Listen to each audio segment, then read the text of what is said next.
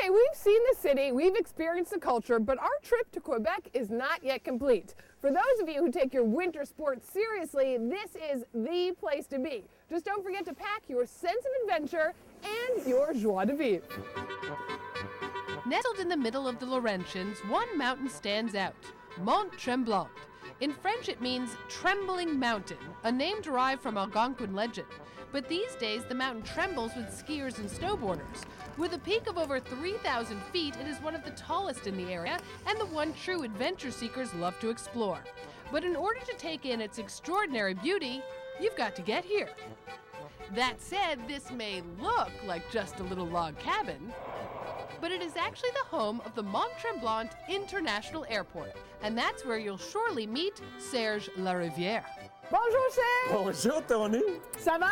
Ça va super bien. He's the personal greeter, the traffic controller, and the official coffee maker all rolled into one. Continental 252, this is Tremblant Unicom. He opened the airport just 5 years ago in this tiny town of 6,000 full-time residents. It's the smallest international airport in Canada for sure, in the world we're not sure, but we say we are. You can unwind after your flight by the fireplace. Kitschy details adorn every angle of this architectural treat, and even the arrival board has a homey feel. The pleasure we've got is sometime on the Continental flights coming in from New York, when they taxi on the runway and they see the little log cabin, you could hear in the aircraft, oh, you know? And once you've cleared customs, you may be wondering, what's the quickest way to your hotel? Well, here in Mont Tremblant, that would be by snowmobile. It's widely believed that the snowmobile was invented right here in Quebec, and it's the main method of transportation for many Native people in Canada's north. But what about the fun factor? Well, it is the toy of choice in Quebec.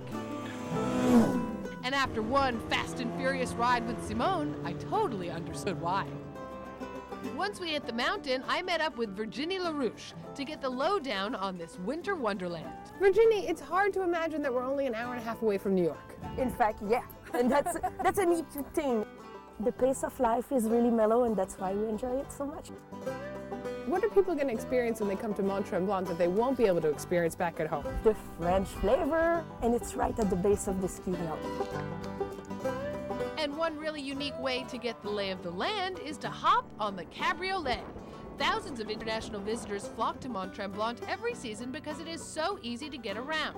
Just one short ride and you're right at the base of the mountain. But if you really want a bird's eye view, this is the only way to fly.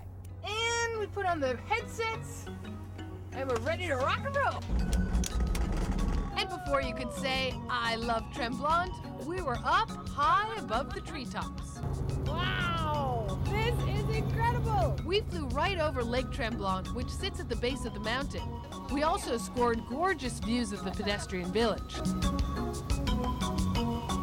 Our ride was over far too soon, but our landing was as smooth as silk. And if you thought that was fun, wait until you see what we're going to do next. Lucy, what gorgeous dogs!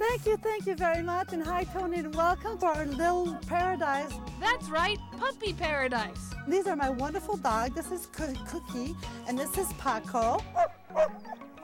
When in Mont Tremblant, one would be remiss to miss the awesome sport of dog sledding. Allez, mush! Allez, mush!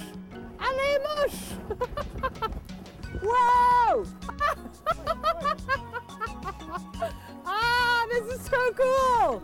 Dog sledding is even more exhilarating than I could have ever imagined. And in Tremblant, you get the very best. Here at Alaskan Husky Adventures, they have about 80 dogs who are ready to take you on a ride you'll never forget.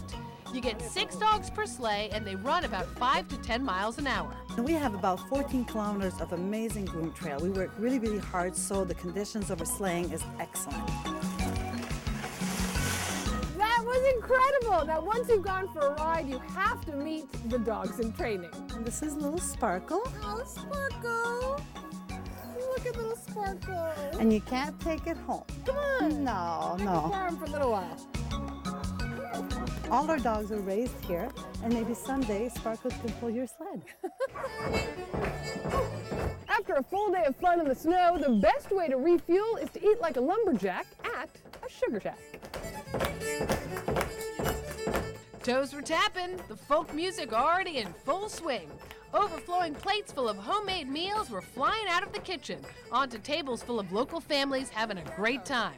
But what exactly is a sugar shack? We're gonna guess it has something to do with maple syrup. In the springtime, when we do the sugaring off, they would have big parties to celebrate the maple sugar season. And these people know how to party.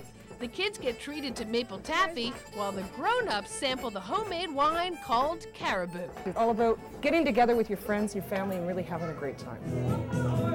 Oh, hello, Jericho Jack. Welcome to Quebec. And the Sugar Shack Miette is the second oldest sugar shack in all of Quebec, 5 generations strong. And yes, Papa, the proprietor, still has the smooth moves. But when it comes to the spoons, I just might give him a run for his money.